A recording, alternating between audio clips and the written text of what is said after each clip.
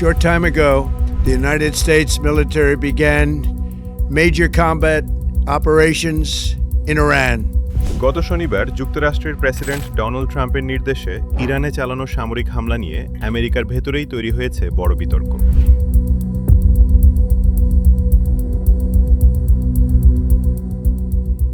বার্তা সংস্থা রয়টার্স এবং গবেষণা প্রতিষ্ঠান ইপসোসের এক জরিপে দেখা গেছে, যুক্তরাষ্ট্র ও ইসরায়েলের যৌথ বোমা হামলাকে সমর্থন করেছেন মাত্র ২৭% মার্কিন নাগরিক। অন্যদিকে ৪৩% মানুষ এই হামলার বিরোধিতা করেছেন। এই জরিপটি করা হয়েছিল সপ্তাহের শুরুতে, ইরানের পাল্টা হামলায় ৬ জন মার্কিন সেনা নিহত হওয়ার খবর প্রকাশের আগেই। এদিকে সিবিএসের আরেকটি জরিপে প্রায় ১,৪০০ মার্কিন প্রাপ্তবয়স্কের মধ্যে ৬০% বেশি বলেছেন ইরানে যুক্তরাষ্ট্রের মূল লক্ষ্য কী তা ট্রাম্প প্রশাসন এখনও স্পষ্টভাবে ব্যাখ্যা করতে পারেনি।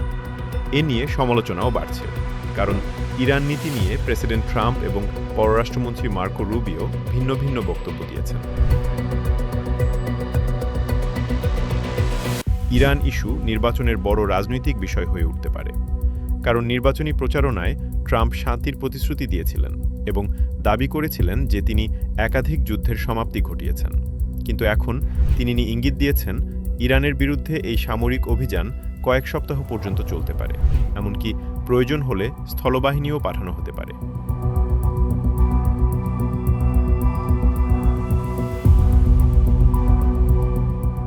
সব মিলিয়ে প্রশ্ন একটাই, ইরানকে ঘিরে এই সামরিক অভিযান কি আরও বড় যুদ্ধে রূপ নেবে, নাকি রাজনৈতিক চাপের কারণে দ্রুত থেমে যাবে? বিশ্ব এখন সেদিকেই তাকিয়ে আছে।